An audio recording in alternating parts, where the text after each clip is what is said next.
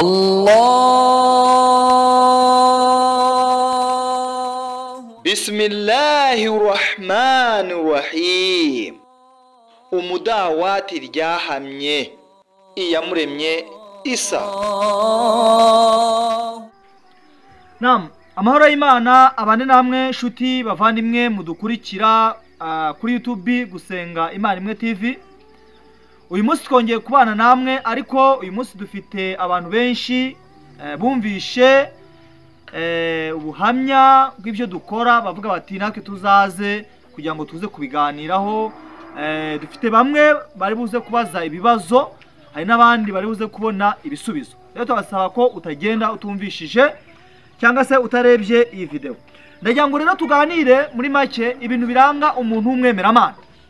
Umwemeramana arangwa n'ibintu bigeze muri bitanu. Ndagira ngo uyu munsi mubanze mubikurikirane mubyumve. Cyambere kiranga umwemeramana ni amasengesho.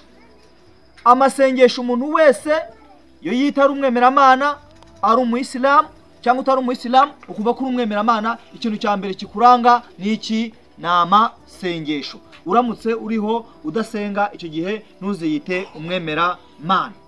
Ikindi kiranga umwemeramana ni urukundo. Angaye umwemeramana Muhammad sallallahu alaihi wasallam atubwiye ngo la yuminu ahadukum hatta yuhibba hihi ma yuhibbu nafsi. Baratubwiye ngo umwemeramana atubwiye ngo ntago turagira ukwemera tutabanje gukundana. Icyo umutima wawe ukunda aba ari cyo ukundira mugenzi wawe. Urukundo rero mu bavandimwe, urukundo mu bantu bose, nivyo bintu byiza hano ku isi ndetse n'ejo ku munsi meruka. Ibintu biranga rero umwemeramana harimo icyo bita urukundo. Urukundo mu baturanyi, urukundo muri bagenzi bawe, urukundo mu bo mubana, urukundo buri kintu cyose ukora ugomba kugira gute? Ugomba kurangwa n'urukundo. Ikindi kiranga umwemeramana ni isuku. Iyo umaze kuba muri babandi bagomba kurangwa n'urukundo, ukarangwa n'amasengesho, kirazira kikaziririzwa kugenda udafite isuku. Umwemeramana arangwa n'isuku, akaba ari smart. Wajya gusenga ugasengera ahantu hameze neza. Niyo mpamvu mwabonye isengero zitujuje ibisabwa, isengesho dafite amasuku, zitameze neza, barazihagaritse izo ngizo. Niyo mpamvu nangaha Imana yatubwiye ngo ibintu byose bigomba kubaho tugeze ngo tufite isuku. Isuku rero ni kimwe mu bice biranga umwemeramana, nacyo kiranga umuyisilamu. Rero iyo udafite isuku, umwemeramana bwawe wabucagashije. Ariko ndagira ngo mbabwire ikindi cya kane, kwifurizanya amahoro y'Imana. Umuntu yari umwemeramana agomba kwifuriza abandi amahoro. Imana Muhammad Imana imamahoro imigisha tubwiye ngo mbarangira ikintu mwakora kugira ngo mukundane. Imana baraho baravuga ati kitubwire yewe ntumwa y'Imana, assalamu bainakum, no kwifurizanya amahoro y'Imana ubwanyu. Yibaze rero abantu muri iminsi basigaye barabaye gashirira, basigaye bararakaye, umuntu akugeraho yagusuhuza, ahubwo kugira ngo umusuhuze ukamusuhuza uhekenya.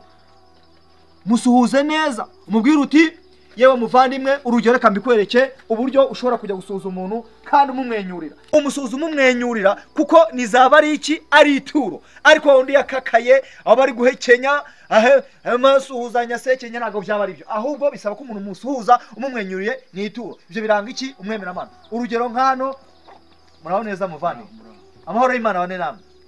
Aha, arona ko uri kumwenyura, uhanga utanze ituro imbere y'Uwiteka Allah subhanahu wa ta'ala. Ibyo biranga umwemeramana. Ikindi nanone kiranga umwemeramana, asabri, kwihangana. Asabri, kwihangana.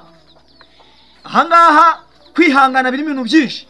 Umuntu ashobora kuza igihe cy'Imana Muhammad Imana imamahoro n'imigisha, habayeho umuntu yazaga buri munsi aza ku ntumwa y'Imana, muri iminsi aje kwashyira umwanda. Kwashyira umwanda, akaza akava mu rugo iwe, akaza akashyira umwanda. Igihe kiragera rero, umunsi umwe wa muntu ntiyaza kwasiga umwanda, arangije n'umwe Imana yakeka ko umuntu ashobora kwagiza ikibazo, arangije ajya kumusura. Agiye kumusura, uwo muntu amuga ati yo munsi ntabwo naje, ati naketse ko umunsi utaje, ati nagize ko ufite ikibazo. Icyo gihe bavandimwe Islamu habamo icyo bita kwihangana. Ikindi kintu kiranga kwihangana ahangaha intumwa y'Imana Muhammad sallallahu alaihi wasallam aratubwiye ngo haje umwarabu wo mu cyaro arangije ajya mu musigiti, ajya anyara mu musigiti. Abasangira ngendo bari batangiye kuba bamufashe kugira ngo bamugirire nabi, akintumwa y'Imana avuga ati ugomba kugira gute, ugomba kwihangana. Rero uwo Imana ishakira ibyiza ima gusobanukirwa n'idini, yarangiza akagira gute, akanihangana. Ni wabura kwihangana muri wowe uzafite ikibazo. Urubyaro ruzaguteza ibibazo, uzihangana. Inzara izaguteza ibibazo, uzihangana. Umugore azaguteza ibibazo, uzihangana. Umugabo azaguteza ibibazo, uzihangana. Ibyo byose numara kwihangana nta kindi uzaba uharanira usibye ko Allah subhanahu wa ta'ala azakujyana mu ijuru giwe. Ibyo rero bavandimwe mutureba namwe mutwumva, reka dusigaze umwanya w'ibibazo mutubaze kugira ngo musobanukirwe n'ijambo ry'Uwiteka Allah subhanahu wa ta'ala. Ibi ngibi ntabwo ari comedy, ni ibintu biri live, ni ibintu bisanzwe aho dutegura ikiganiro abantu bakaza bakatubaza ku bintu bijanye n'iyoboka mana. Rero umwanya usigaye ni uwanyu kugira ngo mumbaze aho mutasobanukiwe. Amahoro y'Imana abane namwe. Shehe tukiraho. Yego. Tukiraho ngaho ndakubaza kabazo kameze gutya. Urabona ko ibutaha na turi kumwe muri cya kiganiro ntacyo bitwaye, ariko aho ngaho ndakubaza akandi kabazo kameze gutya. Ese kugira ngo umuyisilamu abe umuyisilamu nyakuri aba yujuje ibihe bisabwa? Umuvandimwe wambajije ikibazo cyiza cyane ngo kugira ngo umuntu abe umuyisilamu bigenda bite. Turagira ngo tubasubize muri ubu buryo cyangwa abandi mwumvireho. Kugira ngo ube umuyisilamu bisaba ko hari amagambo uvuga, igihango uburi mbese ni igihango ukorana n'Imana.